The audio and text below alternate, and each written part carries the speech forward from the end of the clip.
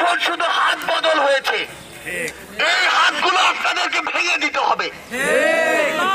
আমরা একটা জিনিস শুধু আমাদের মাথায় সেট করে রাখবো, আমরা আমাদের লড়াইয়ের একটা ধাপ পার করেছি, কিন্তু পরবর্তীতে যে ধাপগুলো শুরু হয়েছে এই ধাপগুলো অনেক দীর্ঘমেয়াদী এবং এই লড়াইটা আরো কঠিন। এই লড়াইটা ওই 36 দিনের মতো হবে না। এখানে আমাদের সংঘবদ্ধ হতে হবে, এখানে আমাদের বিচক্ষণ হতে হবে, এখানে আমাদের ঐক্যবদ্ধ হতে হবে।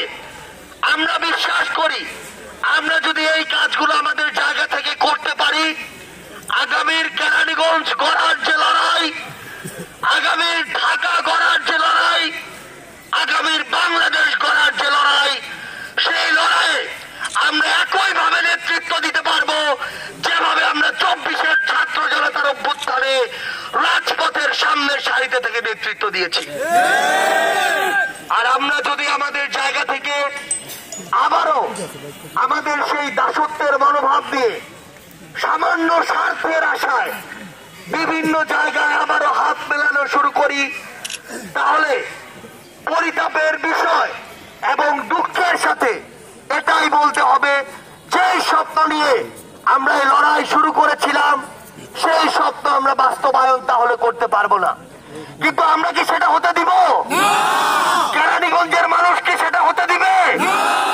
আমরা কি হাত উঁচু করে একটা প্রতিজ্ঞা করতে পারি এই কেরানীগঞ্জে আমরা কোনো চাঁদাবাজি হতে দিব না, এই কেরানীগঞ্জে আমরা কোনো দখলদারিত্ব হতে দিব না, এখানকার কোনো অফিসে আমরা ক্ষমতার অপব্যবহার করতে দিব না, কোন অফিসে আমরা ঘুষ বাণিজ্য করতে দিব না।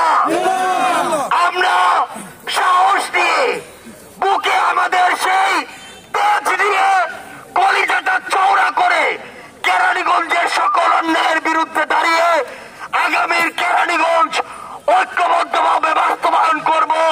সে পর্যন্ত আপনাদের সাথে আমাদের লড়াই চলবে, আপনাদের সাথে আমাদের আবারও দেখা হবে রাজপথের সংগ্রামে অথবা বিজয়ে।